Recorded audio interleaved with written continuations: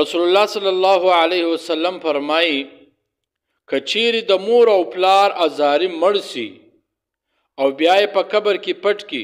نو تاسو ورسي هغه قبر لوڅ کې نو د پښتي به یو تر بل سره تیر وي یعنی په سخت عذاب اختوي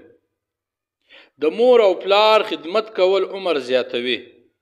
څوک چې د مور او پلار خدمت کوي او احترام کوي کچیر د عمر څخه 3 کاله پاتوي الله جل جلاله به 10 کاله کی او کچیر د مور او پلار سره بد کول احترام نه کوي کچیر د عمر څخه 3 کاله پاتوي الله جل جلاله به 3 ورځې کی د الله رسول صلی الله علیه وسلم فرمای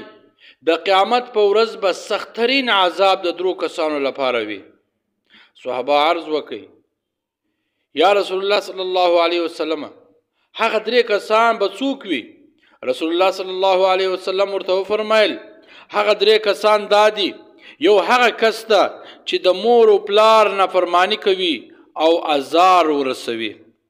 دوم هغه کس ته چې زناکار وي دریم هغه کس ته چې د الله جل جلاله سره شرک کوي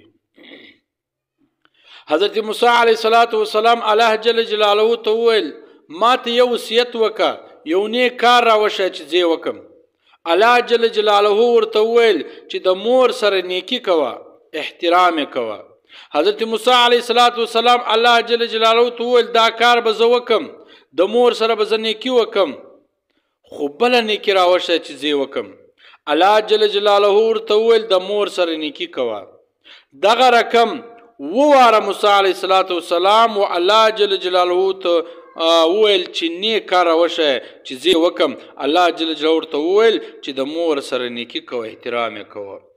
وواره حضرت موسی علیه السلام الله جل جلاله ته ویل چې یا الله ما ته نیک کار وشه چې زه وکم الله جل جلاله ورته فرمایل وواره ورته فرمایل وته د مور سره ښه سلوک کوه د مور احترام کوه د مور سره نیکی کوه حضرت ابن مسعود رضی الله تعالی عنہ فرمای ما رسول الله صلی الله علیه وسلم ته ویل چې کم یو عمل ډیر افضل ده رسول الله صلی الله علیه وسلم را ته ویل چې المنس کول په خپل وخت سره دا ډیر افضل عمل ده بیا ما ورته ویل چې بل کم یو عمل ډیر افضل ده رسول الله صلی الله علیه وسلم را ته ویل چې د مور او پلار سره نیکی کول د لمانځه وروسته چې کم افضل عمل ده هغه د مور او پلار سره نیکی کول دي په کتاب کې راځي کچیر یو څوک د مور سره ترخه خبره وکي دغه کس جهنمی ده بد او پوچ شکنزل ویل خو لرې خبره ده خالد ترخه خبره ورسره وکي بیا هم ته جهنمی یې کم زوی چې د خپلې معاینې نفقه او جامه د مور د نفقې او جامې زیاته وه دغه زوی جنت ته نسي تلای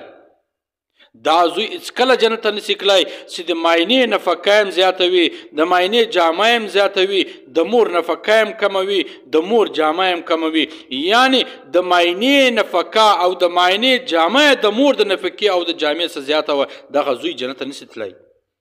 بهتره زوی هغه ده چې په مور او پلار پسې خیرات وکړي چې په خپل لاس یې ګټلی وي چې په مور او پلار پسې دی راولاړ شي خیرات وکړي باید موږ تاسې د خپل د مور او پلار احترام وکړو او ښه سلوک ورسره وکړو